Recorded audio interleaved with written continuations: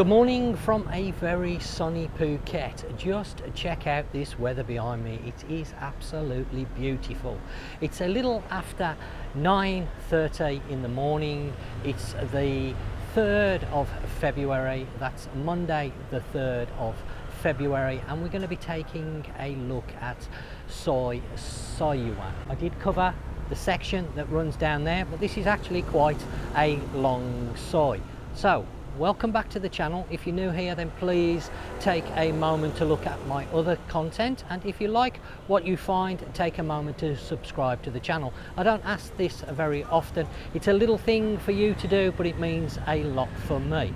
So let's now get into the video. Now, if you remember on my video where I covered the bottom end of this soi, starting just over across the road, and we walked it down towards Wiseit Road.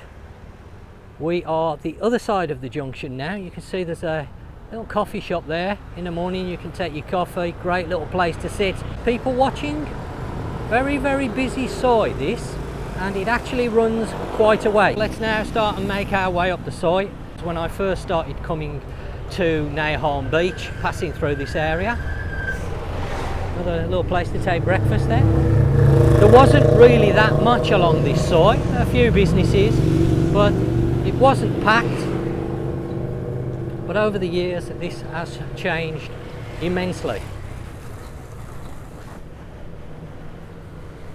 And you can see now quite a density of businesses. Just about everything, to be honest. Restaurants, coffee shops, massage, laundry, bike hire, car hire, hotels, rooms. Lots of little sois run off this as well, so you might want to explore those sois. I had somebody comment on the channel a few days ago asking whether this district was quite easy to find a room. Well, the answer to that is yes and no.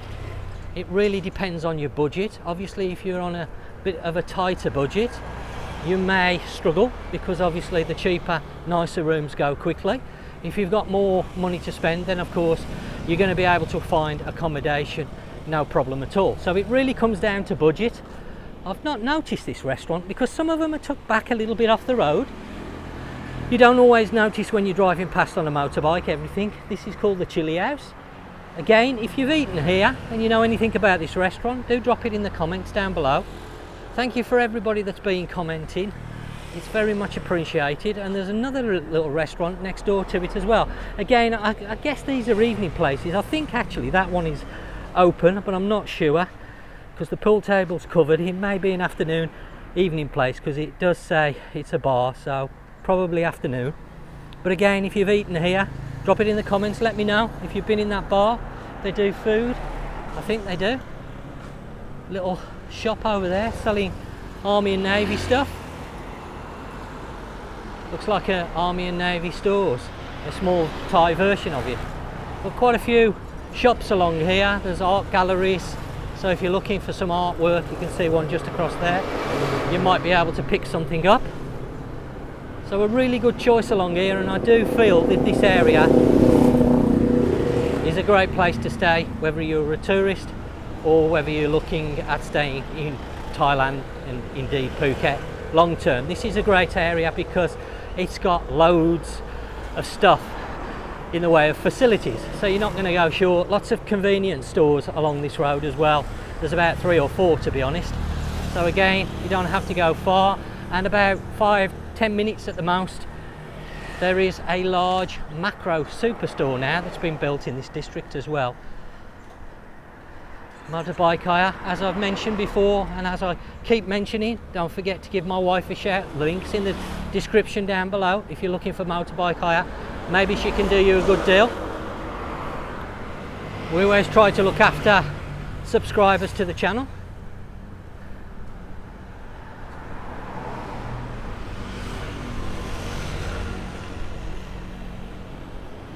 We've got an Italian coffee shop and bakery here. I don't know how long this has been here, but it looks fairly busy. Every time I come past, there's always quite a few people taking coffee and breakfast there, so it must be a good place. Might have to pop in there one of the days. I can see all all the cakes. Actually, let's go in and have a nose. Let's go and have a look at what cakes they do.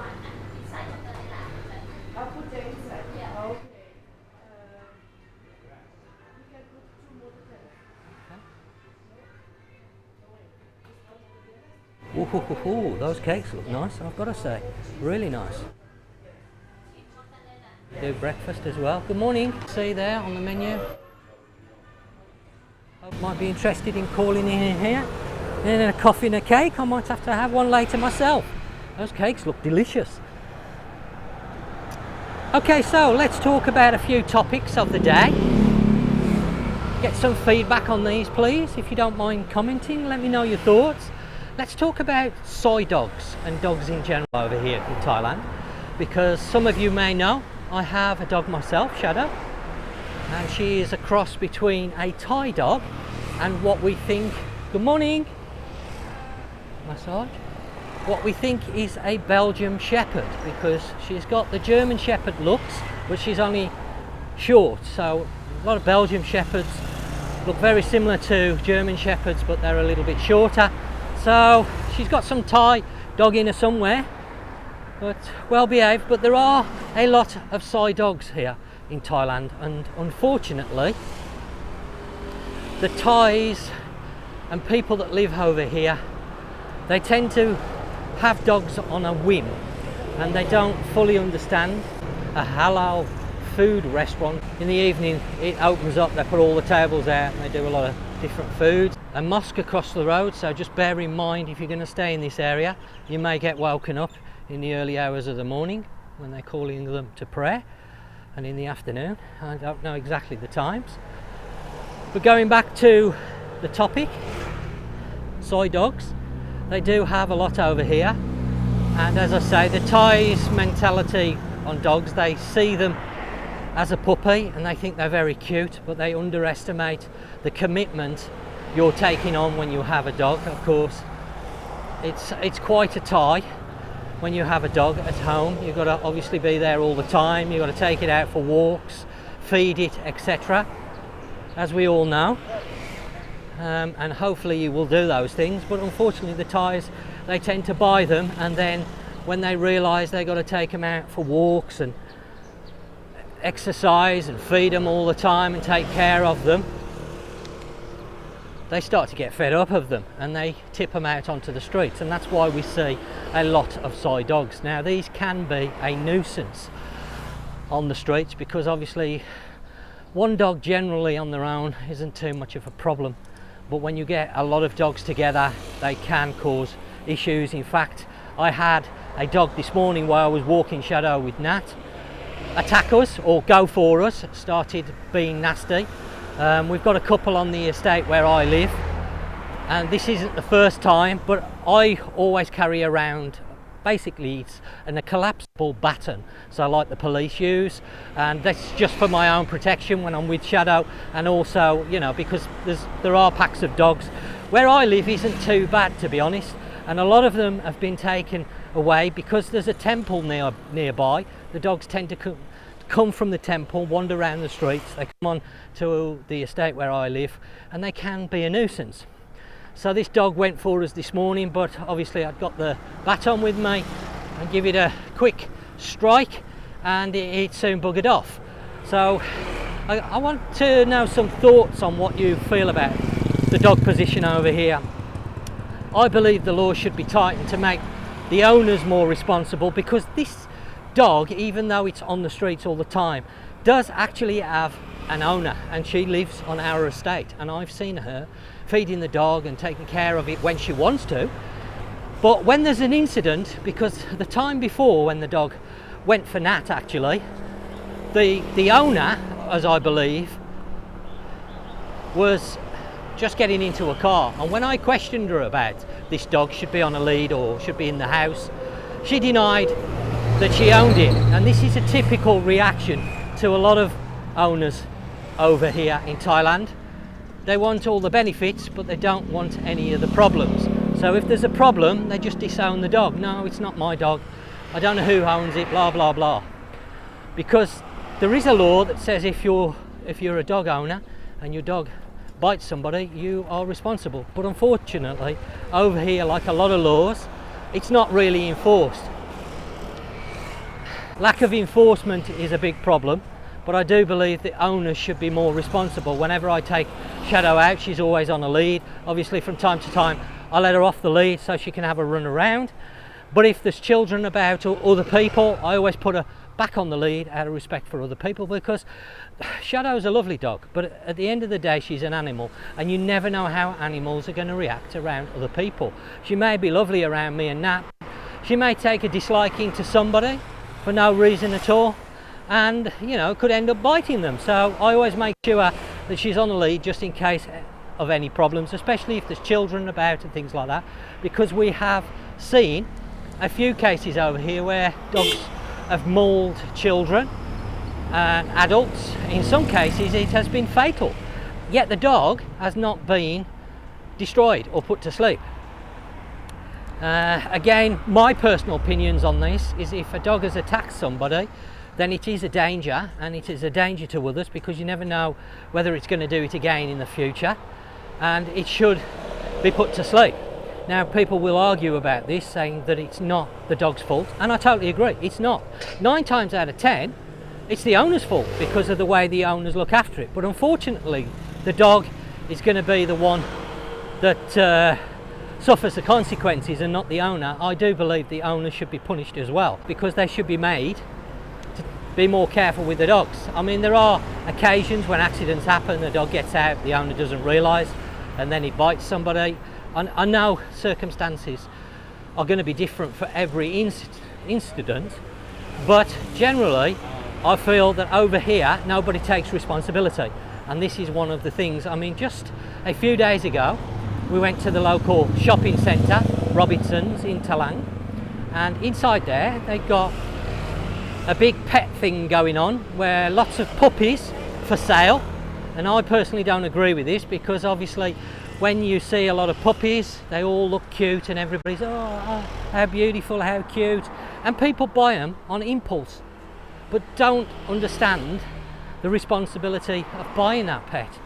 And this is the problem over here. Too many people buy them on impulse, and then when they get bored of the puppy, as it grows up and starts to become an inconvenience to some people, they then just chuck it on the street, and there's no penalties for this. And this is why you see so many Soi dogs. So give me some feedback. Have you experienced Soi dogs? Have you been attacked by a Soi dog? Do you think that the owner should be made responsible for their dog's behaviour and activities? Give me some feedback, I'd like to hear. So as you can see, we've been walking up this side, lots and lots and lots of choice, with plenty smaller size going on. So I would recommend, if you're looking for accommodation in this area, to go and check some of these Sois out, because there are quite a few. There's one over there, you can see a sign over there, room for rent. So you do have to hunt around. Prices are going to vary because of the size of the room, the condition of the room, etc. I can't really give you a guide on that, but high season you're going to pay more, low season you're going to pay less. Little garden shop here. So if you're living here long term, maybe you've got some accommodation, you want to buy a few flowers, these are the type shops you've got to look out for. They're not like they are in the UK and Europe, well advertised. They're sort of hidden away, you have to know where to look. But there's a little sign there, the garden shop you can buy some flowers from, potted plants, etc., whatever the case may be. Another small restaurant there, not open yet, it's got a balcony upstairs. So really good choice along here. Clothing shop. So yeah, that's a subject I've been wanting to talk about for a while, Soi dogs, because I know they can be a little bit scary. We have had some instances in the past. In fact, I was doing a live stream near to Krabi when a group of dogs attacked Shadow, and that was the reason why I got the baton, because up until that happened, I think that was a couple of years back now, I didn't really have anything to fend off the dogs. And after that incident, it made me realise that, you know, you need to carry something with you and one of these collapsible batons are ideal because they're easy to carry but very quick to deploy, and in a case of a group of dogs you've got some defence to fend them off. I mean, you can buy sprays and different things, and I don't know how effective those would be. Another 7 there and a sign there. So you've got a boutique resort and rooms for rent, day, month, yearly. So look, this car gonna run me over here, so I'm gonna have to walk around. So again, you've got to explore these sois and find out what's down them. I'm not going to be able to go down every single soi, of course, because there's too many of them, and it'd take me forever to get around Phuket because there's literally tens of thousands of sois around here. So I'm doing the sort of main areas, and then if you want to go and explore off that, you're going to find rooms and accommodation and different facilities down each soi. Now just down here the soi goes a little bit more Spartan. There's not so many businesses. They are building down there. I've noticed a new 7 being, well, it's been built, it's actually open now, and a few other, there's a Lotus down there as well that wasn't there. They seem to be building at a phenomenal rate, as I've already mentioned, everywhere you go.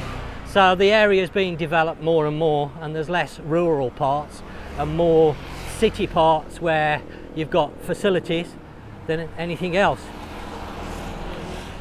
Now, I've had a few comments on my channel over the last couple of weeks regarding Russians and my thoughts on that, and I'm going to be discussing that on the next video.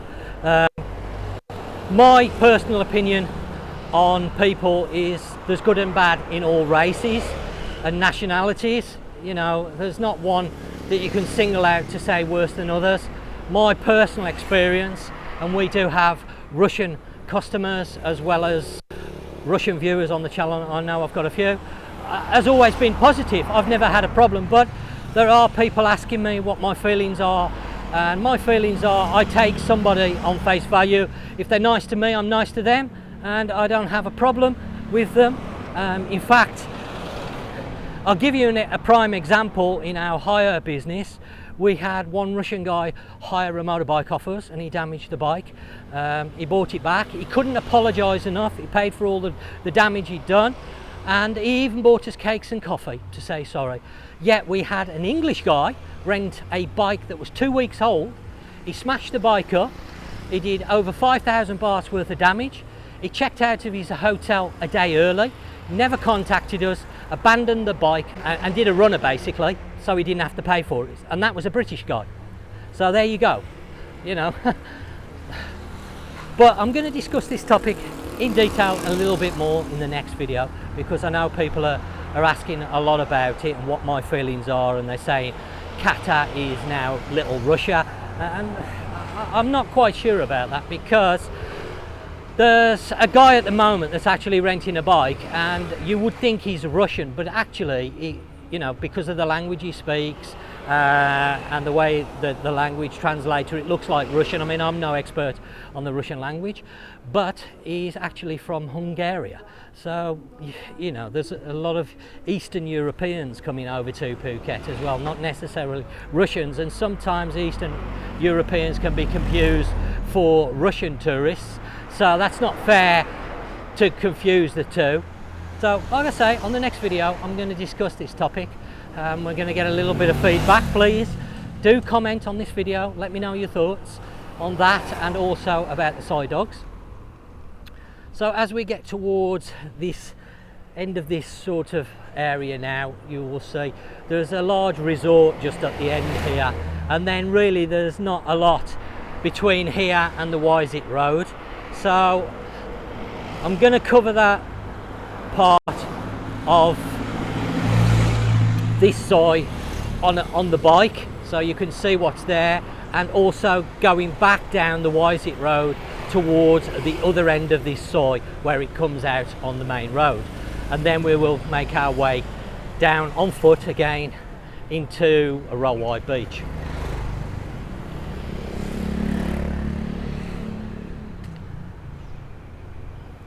Muay Thai gym. If you want to do a bit of training in this area, I know there's quite a few gyms around here. Again, you can see what I mean about these sois. Lots and lots of them running off the main roads, and it's a case of exploring. Another one there, across there. There's a big area behind here actually, with a lot of accommodation there, so that might be a good starting point if you want to stay in this area. Again, you're not too far away from Nai Harm Beach. Kata, you can go the back way to Kata, probably take 10-15 minutes, so not too far away.